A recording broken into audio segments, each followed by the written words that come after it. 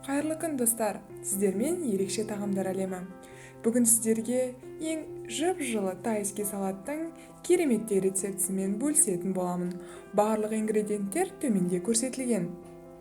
Ең алдымен етімізді осылайша ұзынша жұқалау етіп барлығын турап алатын боламыз. Ендігі кезекті қызанаққа берсек, қызанақты қатты ұсақ немесе қатты ірі қылып турамаңыз. Орташа көлемде бөлсеңіз жеткілікті. Себебі осы қияр, қызанақтың көлемі салаттың әдемі болуына көмектеседі. Қызанақты турап болған соң, қиярды турап алайық. Ең алдымен пышақпен бөліп алып, егерде қиярыңыз үлкен болса, содан соң арнайы басы ирек кескішпен кесіп алсаңыз, өте әдемі болады. Себебі салаттың дәмді болуымен қатар, оның эстетикалық түр-келбеті де өте маңызды. Сіздер қалай ойлайсыздар, достар?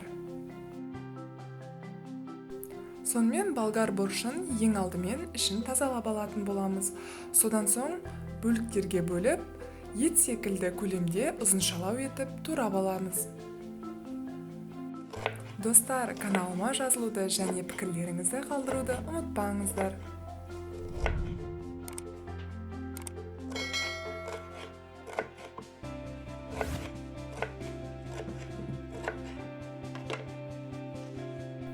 Енді аскөгімізді жуып тазалап алған соң ұсақтап турайтын боламыз. Достар, ұмытпаңыздар, 3 түс сарымсақ және 1 штук пияз қажет болады. Сарымсақты ұсақтап көбіктеп, ал пиязды орташа көбікпен турап алсаңыз болады. Барлығы алдағы видеода көрсетіледі. Бақылап отырыңыз. Қандай да рецепт түсірген кезде ингредиенттерді осылайша алдын ала дайындап алғанды ұнатамын. Барлық приправалар, яғни дәмдеуіштері төменде жазып көрсететін боламын. Сонымен табамызға сұйық майымызды құямыз, сәл молырақ етіп қойғаныңыз дұрыс. Содан соң турап алған етімізді салып, қуырып алатын боламыз. Осылайша араластыра отырып, кем дегенде 5 минутта қуырамыз. Сол кезде біздің етіміз жартылай пісетін болады.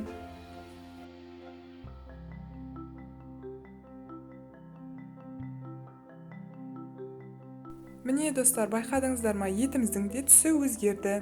Содан соң пиязымызды қосатын боламыз көбіктелген. Одан кейін сарымсақты қосуды ұмытпаңыз. Осылайша барлық айтылған ингредиенттерді араластырып, дәмін келтіру үшін төменде көрсетілгендей етіп, тұзымызды, қызыл қара бұрышымызды қосып, жақсылап араластырамыз. Және қақпағын жауып, жай отта 5-7 минут бұқтыратын боламыз.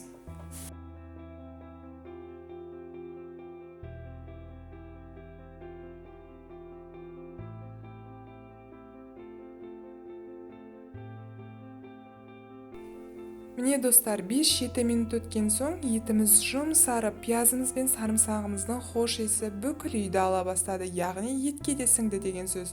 Содан соң керекті соя соусын қосып, жақсылап араластырып, 3 минутқа және қақпағын жауып, жай отта бұқтырамыз. Достар, мінекей осылайша 7-5 минуттай бұқтырған кезде еттен бөлінген өзінің соғы сәл тартылып, ет жұмсара түседі.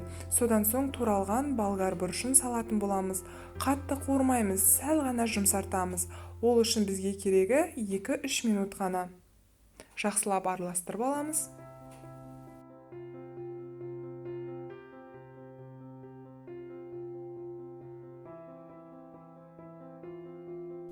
Мінекей салатымыздың барлық ингредиенті дайын болды. Енді тек қана араластыру қалды. Сонымен таза табамызға қызанағымызды, қиярымызды салып алып, үстіне ыстықта ет пен болгар борщын салатын боламыз. Тураған хош иісті аскөгіңізді салуды ұмытпаңыз.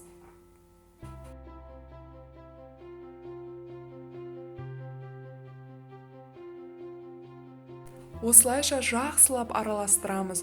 Түстері қандай керемет. Бұл салатты жылылайды, салқындайды жесе өте дәмді. Сіз де жасап көріңіз.